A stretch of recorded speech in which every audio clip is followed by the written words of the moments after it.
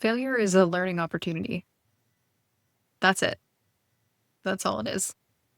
If you have relationship with failure where it prevents you from trying new things, it prevents you from revisiting something you love and care about, consider flipping failure to an opportunity to learn versus just a receipt of the fact that you screwed up. Everything that we do is play, it's experimental.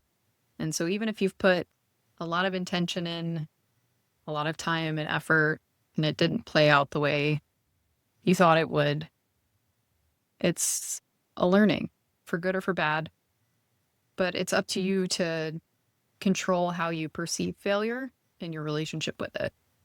Ask yourself, how much power am I going to turn over to failure to hold me back or to teach me? And if failure is holding you back, is it a worry around your own failure, or is it a worry about others perceiving your attempts as failure? Who's there to support you? Learning the hard way.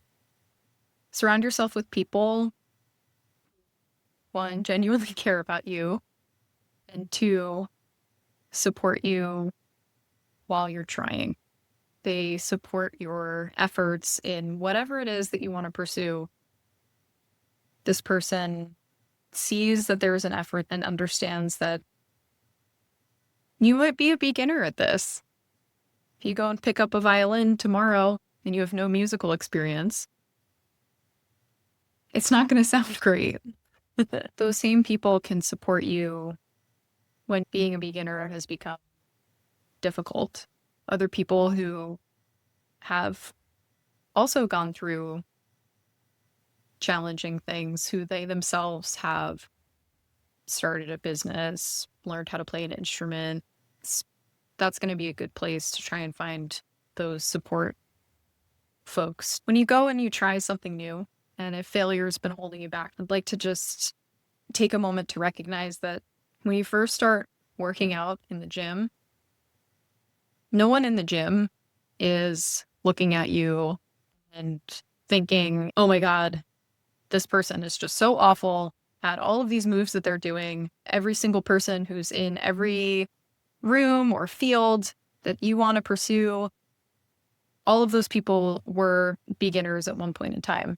They may have gotten started a couple of years ago, or they may have gotten started a few months ago. And it looks like it's so easy and they've been doing it forever. If there are people in these classes who are judgmental, criticize your work in an unfair way, that in itself is a teaching moment to step back and ask yourself if that's the right room that you would want to be in. Not if you have a right to be in that room. You certainly do. But whether or not that room feels supportive to you in what you want to pursue. Failure is hard. Sometimes these failure lessons are much harder to learn than others. And sometimes we can get even caught in a loop with them where we just seem to be failing at the same stuff over and over again.